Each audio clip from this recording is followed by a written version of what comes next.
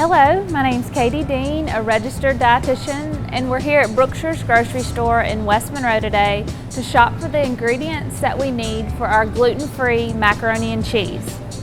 The items on our grocery list today are unsweetened almond milk, a healthy butter substitute, reduced fat cheddar cheese, and gluten-free macaroni.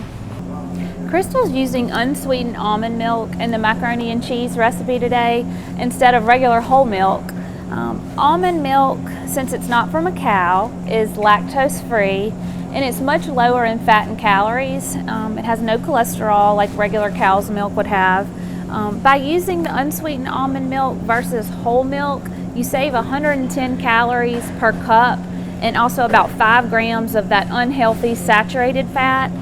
So in this recipe, which uses 4 cups of the almond milk, you save almost 450 calories just by using this milk over regular whole milk. The next item up on our grocery list is a healthy butter substitute. Crystal's using this Smart Balance light butter that's made with flaxseed oil. It's got a lot less fat and calories than regular butter. It's made with the flaxseed oil, so it has a high concentration of heart-healthy omega-3 fats. There's a couple of other choices though if you don't like the Smart Balance butter. Here's a Smart Balance that's dairy-free, so that's also a healthy option. There's this Brummel and Brown butter.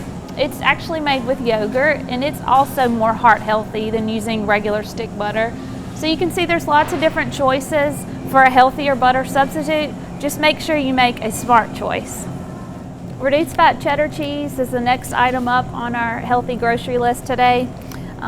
By using lower fat cheddar cheese, you save a lot of fat and calories in this recipe. You want to read labels though when you choose reduced fat cheeses, because sometimes the lower fat version will have more sodium, so you have to be careful about that. Also, some off brands of shredded cheddar cheese could have wheat as a filler, and that would make the cheese product not gluten-free.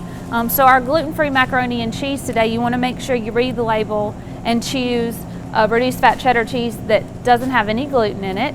Sargento is a good brand. All of their products are natural cheese and are definitely gluten-free, so it makes it a great choice for this recipe.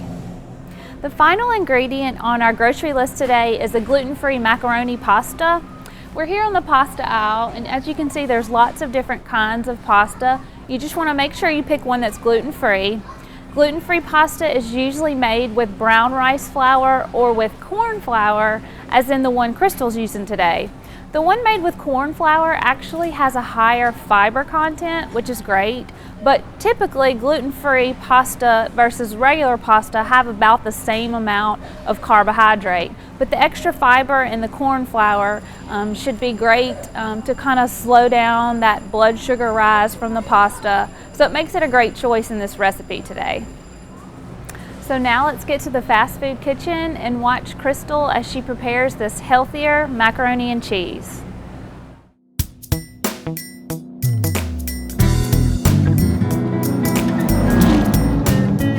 Hello and welcome to the fast food kitchen. Today in the kitchen we're going to be making mac and cheese. Not quite your traditional macaroni and cheese. We did a few alterations. We made it gluten-free and we made it a little bit leaner. We changed a couple of the basic ingredients, but it's still got a great flavor. And it's more of like an oven baked mac and cheese, casserole type. It's really good. So let's get started. The first thing I did was I went ahead and did my pasta. You want to choose a gluten-free pasta, and there's a lot of different kinds you can choose. The one I have today is corn based, and I went ahead and did the package directions about half the time. It was about 9 to 10 minutes of boiling time. I cut that in half because you're going to put it in the oven. You want it to be a little bit firm, and so I took it out after 5 to 6 minutes of boiling.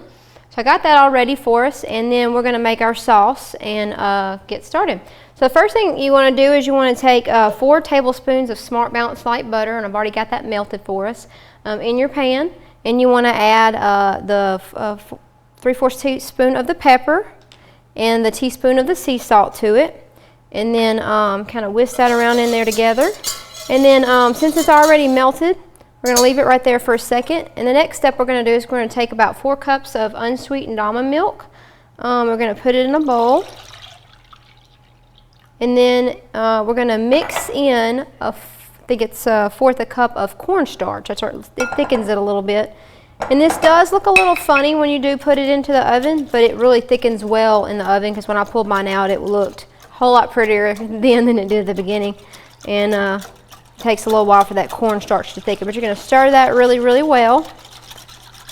And then you're going to add your cornstarch almond milk mixture to your butter in your pan on low to medium heat. And do that. And you're just going to stir it for a little bit while it thickens. Turn that heat up just a little bit. Okay, so we're going to stir that up, and that's our butter and our salt, our pepper and our milk. And then while you're stirring that, you get ready to add the cheese. We have 2% low-fat cheese today. It melts pretty well, and you're going to add 3 cups of the 4 cups to the cheese mixture, and you're going to save the other cup for just the sprinkle on top. It gives it that extra creamy topping, and I love. And also what you're going to do while we stir this, we'll just talk about this. You're going to take a couple slices of gluten-free bread, and you can toast them in an oven or in a toaster for just a couple of minutes, and then you want to pulse them up. You don't have to do this, but this just adds an extra yummy to the top. You put a little bit of butter and then the gluten-free bread, and you just pulse it in a food processor, and it kind of gives it a nice crumbly topping, and it's really good. And so, but that's for the end. And so once that's done, you're going to start adding your cheese, and it'll start melting in there. And then save a little bit for the top. Okay, we're going to get all that all melted in there. And I got one finishing up in the oven, so if this doesn't melt in time, I'll just grab it and we will snack on it. I got a couple guests in here that are going to be coming in to try, and I am splashing this everywhere, taking a milk bath.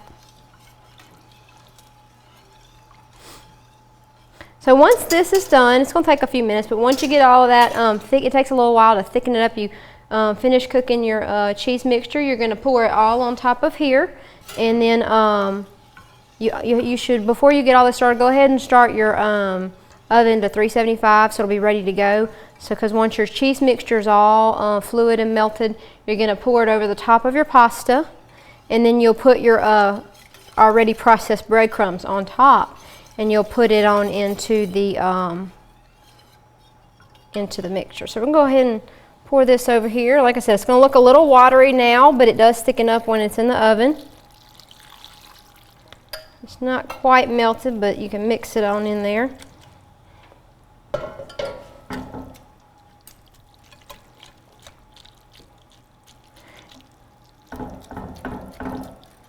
Just make sure you get it good and mixed. And then you want to put your breadcrumb toppings on top. And you'll bake it for the 375 for about 25 to 30 minutes. Just keep an eye on it. But I already got one done, so I'll pull that one out for us.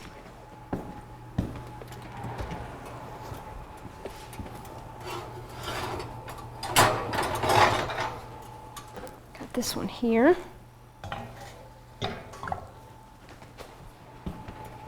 Okay, and I have a couple of my co-workers that are going to come up and try it. We got our fitness intern and our fitness specialist here to try and see what they think. So it might be a little warm, so don't get a tongue burn. Looks good. Enjoy, y'all.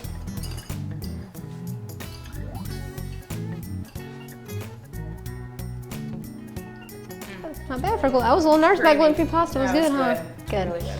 All right. Well, thank you for joining us today in the fast food kitchen, and come next time and see what we'll have for another healthy, tasty treat.